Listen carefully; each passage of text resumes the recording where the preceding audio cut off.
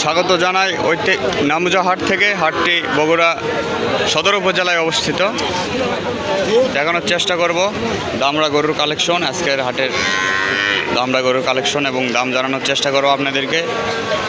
এরকম দাম চাই। সালামু আলাইকুম। মুরব্বি চাচ্ছেন কত? বাবা 50,000। কাস্টমার কি বলে? 40, 1000 কম দেবো।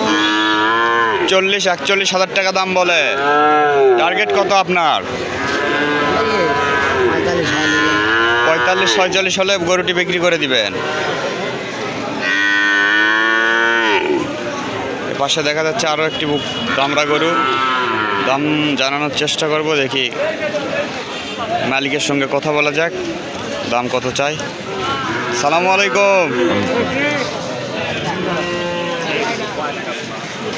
মুরব্বি চাওয়া দাম কত? 48,000। কাস্টমার কত বলে?